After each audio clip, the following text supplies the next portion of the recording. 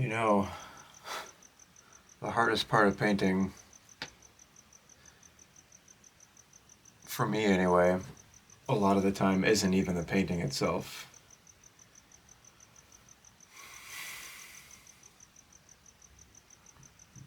It's this part right here where I'm just sitting here staring at the paper, unable to start.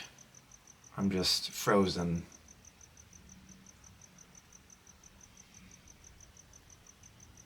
I try to make the process as easy as I can for myself by having my space set up, having a dedicated space for painting, which is just this little desk, this tiny desk crammed at the foot of my bed. My bed is right there in my room. This is the only space I have. I have everything ready to go. I have the sketch already done. I like to do the sketch ahead of time so that I can just sit down and go. But some days my brain has other ideas. And today's one of those days.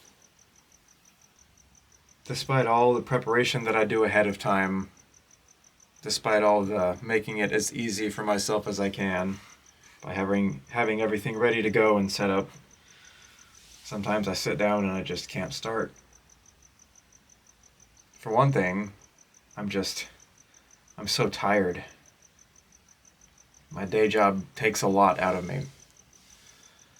It really does. I have a good job and it gives me stability, but it takes away a lot of energy that I could be spending on creating.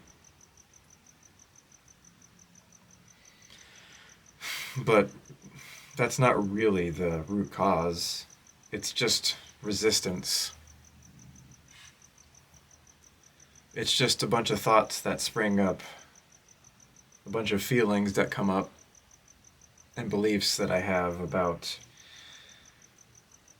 oh, this painting's probably not going to turn out, this painting is too ambitious, the video that I'm going to try to make for the painting isn't going to work, so it's just going to be a big waste of time.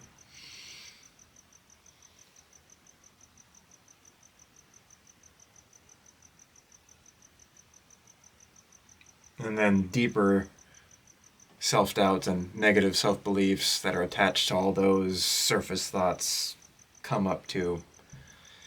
There's something about this process that just digs right into your soul and brings up all the stuff that you're trying to avoid dealing with and thinking about.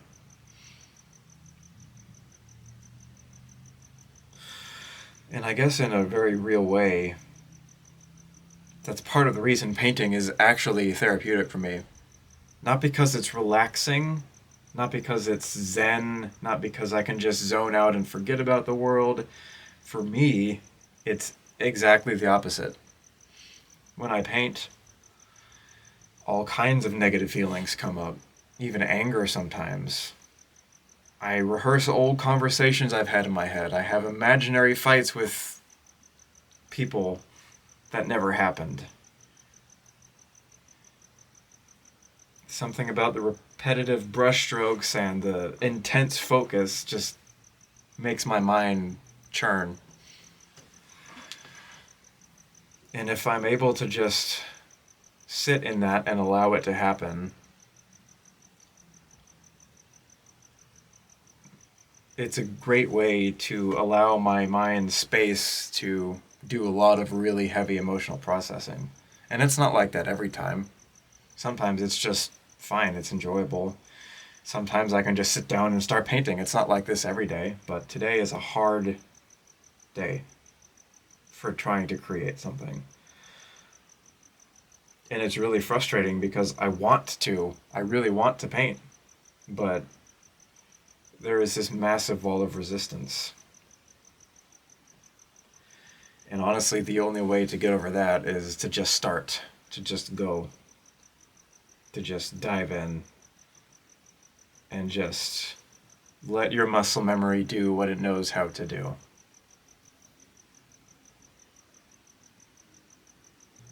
So if you're an artist watching this or a creative of any type, I wonder if you can relate to that kind of paralysis that you can get when you're about to start something, that kind of freezing that happens, and your mind gets in the way of expression, of creativity.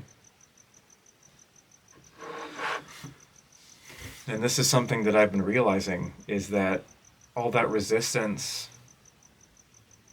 all that hesitation, all that doubting, it's just thoughts. They're just thoughts. They're thoughts that don't actually mean anything.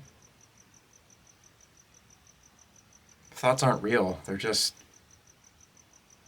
static happening in your brain, and I'm the one that's choosing to give them power in this moment.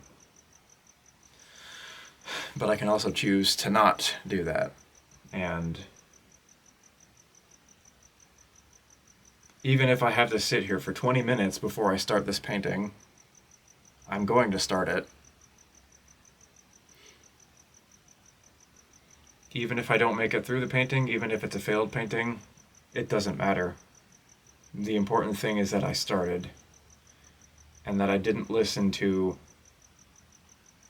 that resistance, to those doubts. And every time I do that, the doubts and the resistance gets a little weaker.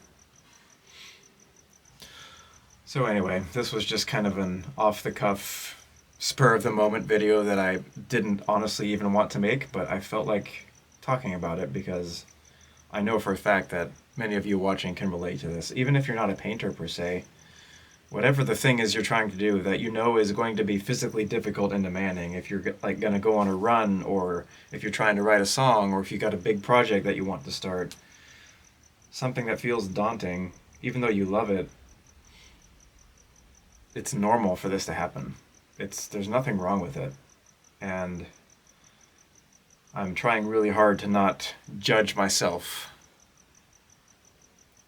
for experiencing this resistance and just allowing it to be there, but also not listening to it and not giving it any more power than it needs to have. So with that being said, I'm going to start painting.